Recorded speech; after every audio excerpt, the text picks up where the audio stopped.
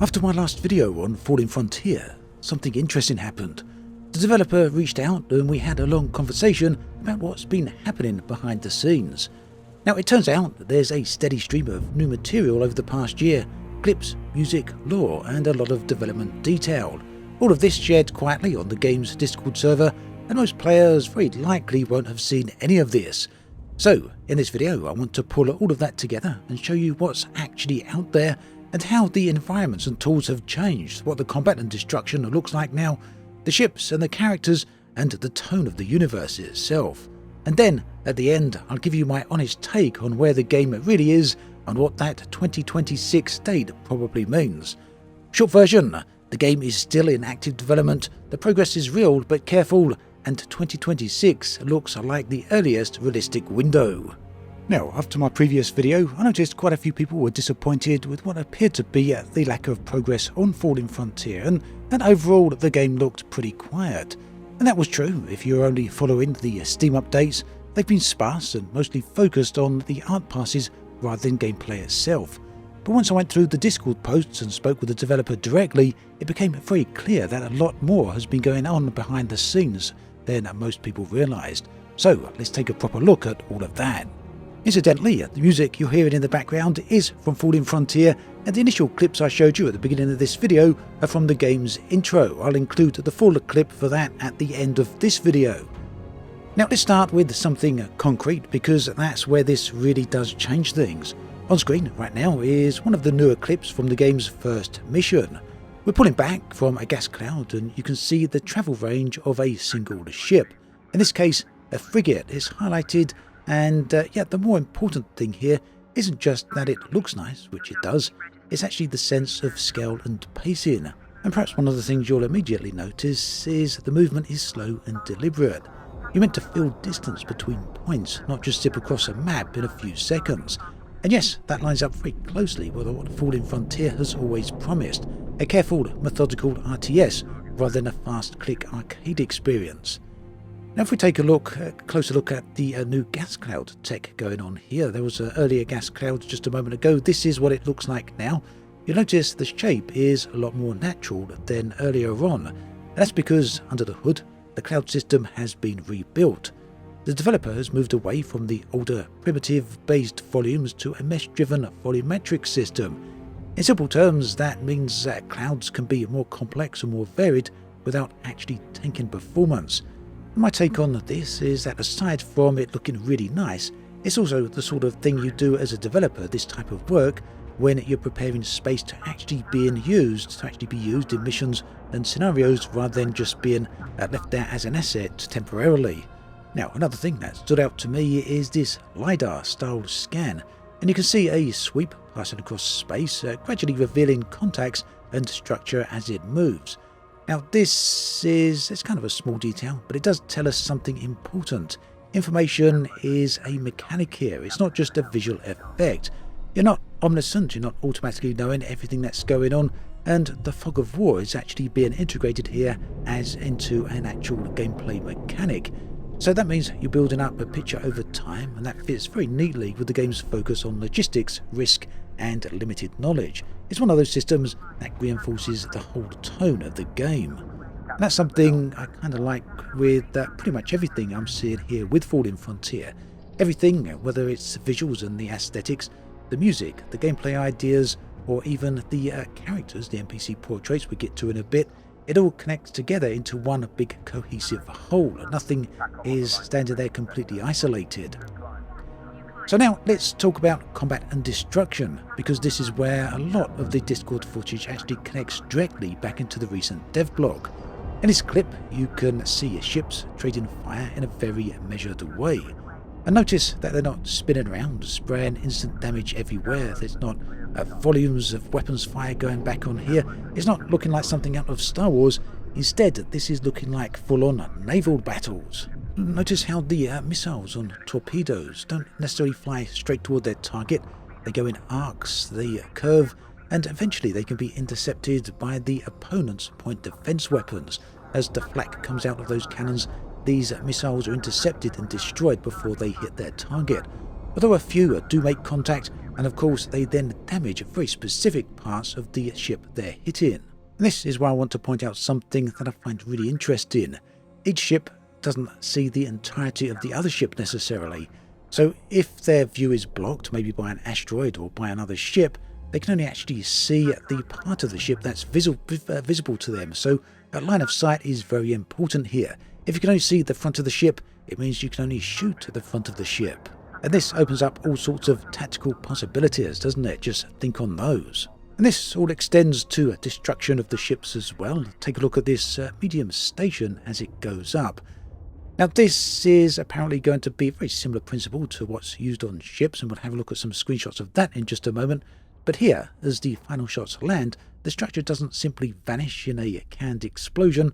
What you see instead is internal decks being exposed. The hull sections are actually warping and tearing open, and debris is pushing outwards based on where the last hit actually struck. And underneath all of this, the team are using a combination of physics and volumetric effects so that each destruction event is slightly different. And we can see a bit of how that may work with ships from this screenshot. At the top you can see the interior decks of this ship are exposed at the cross section where it's cut in two, and this is what we're likely to see when ships actually explode. And that's well, it's a nice touch, isn't it? This is really interesting, and it makes the game feel, aesthetically at least, much more lived in, much more realistic. But this is extended to other areas. It just doesn't just limit itself there. For example, you can see radiators glowing under stress and grime building up over time. On this screenshot we can see some of the grime on the hull. You'll also find that internal heat can be fading out as the wreckage starts to cool. Now none of this by itself tells us how the campaign will play or how the AI behaves under pressure. I don't want to hype up gameplay when we don't know what actually this means. I'm not going to start speculating on what gameplay means for this aspect or that aspect. What it does tell us is that the presentation layer, the way battles look, feel and read, has moved on a long way beyond what we previously saw in some of the older footage, and this means systems and effects are being tied together into something cohesive, not just a pile of isolated tech tests. And yeah, it's a good strong indicator that the game is very much coming together. Now, beyond the raw mechanics, there's also been a lot of quieter work on the world itself, the world building, the universe design. This is something I spoke about quite a bit in the previous video where we looked at some of the assets and text that was on the Steam development blog. We've also got a whole load more images that I can share with you right here. So let's start with the planets. We know they've been moved to 3D. Take a look at these screenshots here. These are what the planets look like now. So previously they had 2D textures placed over them. Now we've got fully realized 3D worlds, and yeah, you can see even from this distance these look very nice indeed. In terms of gameplay, don't expect to go down to the surface. What these actually act as is resource hubs as well as colonies. These then will be important aspects of your empire as you continue to build it out. As you take control of moons and planets, these will be very, very vital. And then we come to the characters. On screen right here, you can see some of the portraits that have been shared. And these aren't just generic faces, they're massively improved over what we saw earlier on. And what's always been interesting to me about Fallen Frontier is how these are specific officers. These are actual leaders, these are characters that will be in your game world, and they will form a part of not only your campaign, but also a part of your other play sessions as well. So whilst the developer has been very clear that they don't want Fallen Frontier to be a people simulator, it's still extending things quite a bit down to the influence that some of these characters can have on your gameplay. So a leader will have a dramatic impact on your ship. They'll bring skills to it and various different abilities. And what's more, these characters do actually exist physically within the game. Not necessarily physically as a little model, you understand, but physically as a representation of a person. And that means if your ship is destroyed, they're killed, but not only that, they can be captured and then interrogated by the enemy. And that means that some of your best laid plans could potentially be revealed. And you've got a choice. You can go and rescue them and try and prevent that information falling into the wrong hands.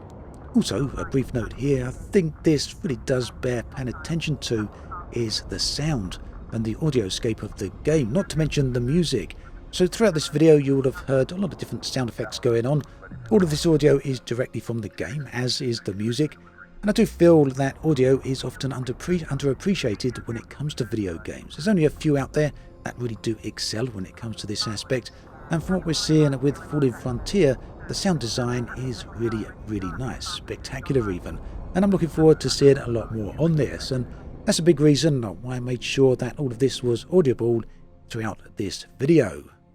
Right, so here's my opinion, my take on where things are right now. What does it actually tell us about where the game is? So for me, the main takeaway point is, and this is just my opinion, and keep in mind that the takeaway is that Fallen Frontier is clearly in what you might call the integration and refinement phase. That's where the various different elements of the game start to be improved and start being stitched together into a final cohesive whole. And whilst I don't mean that the game's going to be released tomorrow, it does seem that we're moving into another phase here where the game's starting to see a lot of polish. So the environment work as well, we've got LiDAR scans, we've got gas clouds improvements. All of this suggests that the underlying space that you play in is now being stabilised, and we've seen how this has changed over the years. If you look at some of the older footage from way back in 2021 and later into 2023, you've seen an evolution of both the environment itself, the planets, the UI, all of this. And if you look at the latest footage you're seeing in this video, you'll notice how that's dramatically improved again. Also, the combat and destruction clips really do show that the presentation and physics are being tuned so that battles read clearly and feel weighty, and that's very important for this type of game. The ship and station passes, along with the material and shader work, point to work that's moving from raw concept into more of an optimized asset. And the portraits as well, these are a lot different to what we've seen earlier, not to mention the lore details and the music that would indicate that the universe now has a coherent tone even before we see a full mission or campaign gameplay. But also I think at the same time it's very important not to overread what we haven't seen. You know me, I don't like to hype things up too much. I prefer to rely on what we can actually physically see, and if we're going to speculate, then I want speculation to be very clearly marked as speculation, and we're not going to make some assumptions about what is or isn't happening. And yes, that means there is still no publicly available demo, but one is in the works. There should be one available at some point in the future. Whether that's the more distant future or whether it's the more immediate future, we'll have to wait and see. We haven't also yet had a full uncut look at the campaign missions from a briefing through to debriefing. What we got here instead is different various clips and sections from the game, but nonetheless it does give us a good indication as to where things are and how the game behaves. And yeah, talking of behaviour, AI behaviour is also a pretty important thing. We'll only really get to know that over hours of gameplay, or also how the logistics and sensor systems feel when you're juggling multiple fleets and switching between different areas of the game itself. All of these are very big, complex questions, and nothing in this material that really answers them just yet. So here's my honest take. The project is definitely very much alive, and the hidden Discord updates fill a lot of the gaps that made the Steam devlog feel somewhat vague. And for those of you who have not been following too closely over the past couple of years, you may have been wondering where the game has been. But ultimately, all of this does show that Fallen Frontier is firmly moving into a real game. It's being steadily assembled, it's making good progress. That means it's way more than just an interesting concept that may never crystallise. We're actually seeing a game come together here. But it still looks like we might be a little way from a full-on release. At any rate, there we have it. I hope you find all that information as interesting as I did. This is a very interesting game. It is one of the, understandably so, one of the more anticipated space games. I'm very much looking forward to getting the final hands on it when the time comes. Do let me know about your thoughts on all of this in the comments section. Thanks for watching this video all the way through. Do take care, and I'll catch you next time.